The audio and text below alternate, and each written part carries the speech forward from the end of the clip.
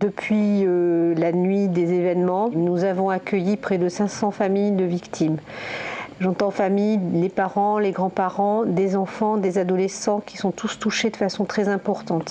L'attentat a été extrêmement violent, à la fois dans ce qu'il a touché les personnes dans leur corps, mais aussi dans leur tête. Ce qui est très particulier dans ce qui s'est passé ici à Nice, énormément d'enfants sont touchés. Nous avons reçu 50 enfants blessés dans leur corps ici, beaucoup en réanimation. Un certain nombre sont décédés au sein même de l'hôpital. L'ensemble de ces familles est dans des états de détresse absolue. Nous allons avoir besoin d'organiser les soins pour eux par la suite. Nous avons besoin d'aide. Toutes les aides ne pourront pas être fournies par l'État. Il y a des soins qui vont devoir s'organiser sur le moyen et sur le long terme. On va devoir mettre en place des groupes thérapeutiques, utiliser l'art-thérapie, utiliser les prises en charge corporelles, faire des supervisions pour les équipes qui ont été en grande souffrance. Cette prévention est indispensable pour éviter d'avoir des adultes traumatisés par la suite. La Fondation de France soutient déjà beaucoup les équipes niçoises, donc je la remercie.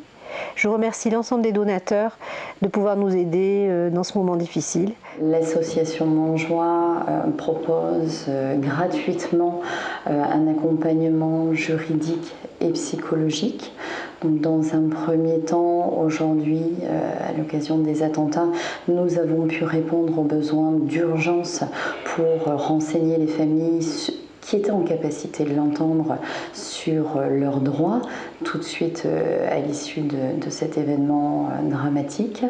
Et ensuite, il va falloir pouvoir les accompagner dans la durée, que ce soit au niveau juridique, sur toutes les démarches qui vont être à entamer, soit au fond de saisir le fonds de garantie, pouvoir les accompagner dans la procédure judiciaire et les renseigner systématiquement en fonction de leurs besoins.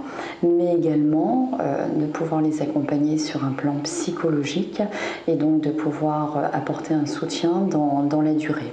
Aujourd'hui, pour moi, les dons sont essentiels pour pouvoir répondre aux besoins des victimes qui sont dans l'urgence. Certaines victimes se retrouvent malheureusement aujourd'hui dans l'incapacité de pouvoir continuer à exercer une profession ou se retrouvent hospitalisées au surplus d'être choquées psychologiquement et non plus la capacité d'assumer leur charge de famille.